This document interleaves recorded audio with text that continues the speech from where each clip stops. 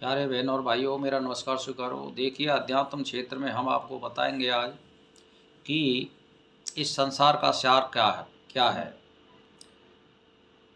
एकमात्र चिदात्मा ही इस संसार का सार है और इसीलिए सकल सारभूत वस्तुओं को भी सार रूपता को प्राप्त हुआ। यह परिपूर्ण देव ही मैं हूँ, उसी में सब कुछ प्राप्त किया जाता है। यानी ये चिदात्मा है।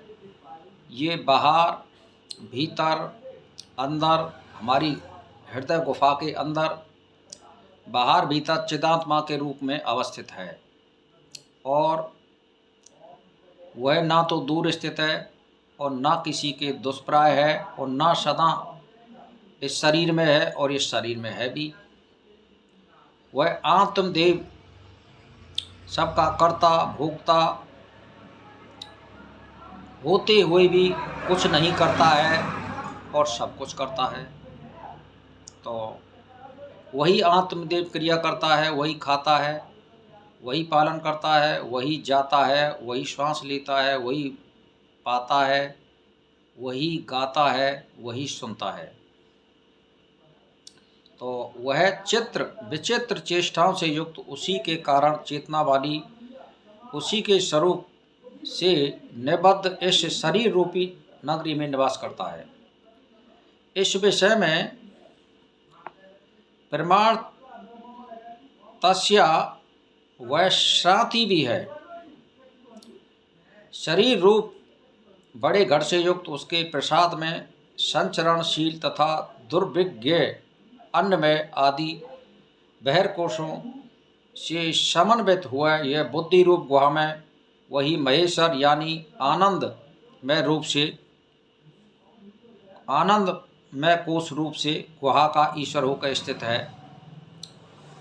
तो मेरा कहने का मतलब ये है कि वो इस शरीर रूपी गुहा में रह कर के हमारे आनंदमय कोश में गुहा का ईश्वर होकर भी स्थित है और हमको आस्वादन करा रहा है आत्मा के रूप में।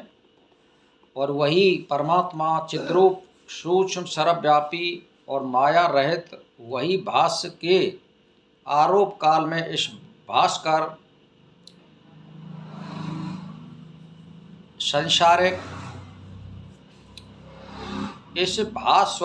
संसारिक आभास का मानव निर्माण करता है और भाष्य के यानी भाष्य के अपवाद काल में निर्माण नहीं भी करता है। यानी जब इस शरीर की अवस्था काल आती है तो वो इसका निर्माण नहीं, इसका अपवाद है।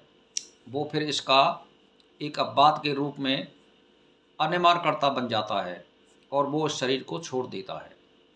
तो ये परमात्मा चिद रूप से, चिदात्मा रूप से वह चित्त अत्यंत निर्मल, वह जागतिक क्रियाओं को जगत के लिए उसी प्रकार शोभित करता है जिस प्रकार बसंत ऋतु रस लता को शोभित करती है।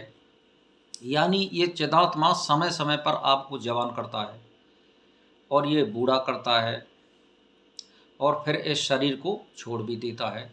तो ये क्या है कि ये आपको भोग करा रहा है परमात्मा चिदात्मा के रूप में शरीर में रह कर के, और वही सारी चीज़ों का इस शरीर में निर्माण करता है। जितने रस हैं, आपकी श्वासों को चलाने वाला,